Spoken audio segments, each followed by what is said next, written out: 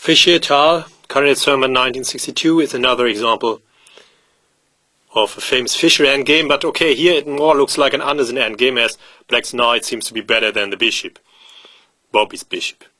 But okay, what did Bobby do with white?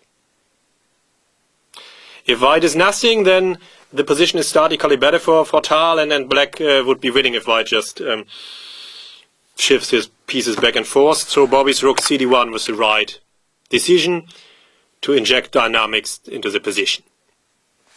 Okay, Tal took the pawn, and now it's more or less balanced as white has enough compensation, but not more. Well, okay, Bobby was probably quite happy with this transformation. And this time he has a dark squared bishop, but okay, nevertheless it's a Fischer endgame. Yeah, of course, no rook exchange. Chistikov and Marine suggest now that rook c5 is the best defense. And yeah, this should be sufficient to draw. I agree. But knight f6 is also playable. What now? Typical restriction method, f3 taking away important squares from black's knight. And here comes the critical moment. What does Kasparov suggest for black? Activate the knight. Knight b6, knight c4, and Kasparov thinks that black can defend, and this should be right. Here black is better coordinated, and his counterplay on the queen side is always there. While in the game, Tal somehow miscalculated. g3, of course, the important winning potential must be preserved. And now Tal moved his rook to e6, but this is too passive. Nevertheless, here he had a last chance. Knight f8 is completely too passive. Knight c5 is the last chance to fight.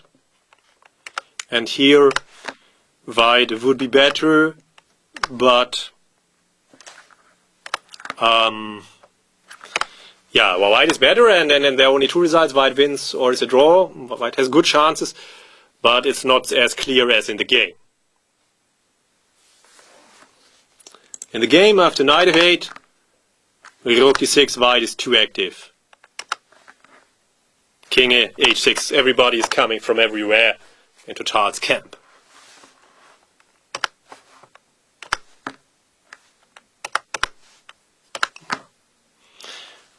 This the knight doesn't like at all. And here comes another star move by Bobby. A typical endgame weapon, often very deadly. Zugzwang. Rook b2. Black has no move. The knight must protect the g-pawn, the rook must protect the knight, the king also has no real move, and the pawn, the queenside pawns, it's over. And Zugzwang is often the most deadly weapon of the attacker, such Fischer endgames. So Tal sacrificed the f-pawn, but it doesn't really stop Bobby's attack. And g4, g5, and the g-pawn will win the game.